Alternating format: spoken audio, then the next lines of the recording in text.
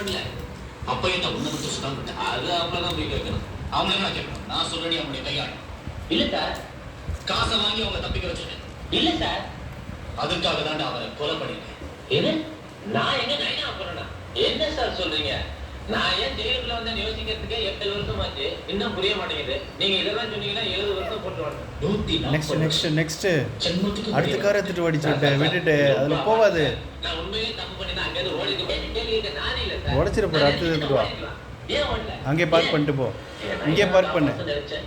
அதான் go next. Sir என் சொந்த ஊர் மதுரை. நான் முழக்கு தேடி டெல்லிக்கு வந்துட்டேன்.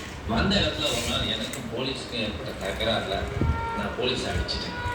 அதனால என்னை ஜெயிலுக்குள்ள போட்டேன். இங்க இருக்கிற ஜெயிலர் நைனாவும் தமிழர், நானும் தமிழங்கிறனால என்கிட்ட ரொம்ப அன்பா பழகினார்.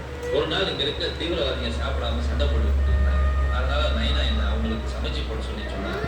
நானும் இதை நல்லா சமைச்சு நாங்க போட்டுக்கிட்டு இருக்கோம். எதுக்காக ஒரு போலீஸ் நெக்ஸ்ட் வீடியோ திடீர்னு அவன் படம் சுட்டாங்க.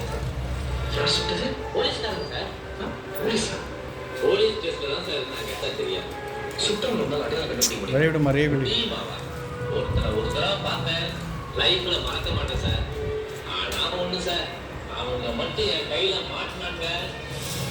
அவங்களுக்கு ஏன் டெரஸ் சால்வ் உங்களுக்கு கல்யாணம் ஆச்சு சார்? குழந்தைங்க இருக்கா? எத்தனை குழந்தைங்க சார்? எவ்வளவு சார் சம்பளம் வாங்குறீங்க? எனக்கு கேள்வி கேட்டா பிடிக்காது. பதில் சொல்ல தெரியாதவங்க அப்படித்தான் சொல்லுவாங்க. ஆனா நீங்க எப்படின்னு எனக்கு தெரியாது.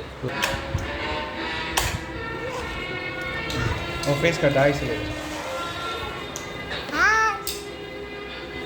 இல்ல சார், நீங்க போலீஸ் இருக்கீங்க. நீங்க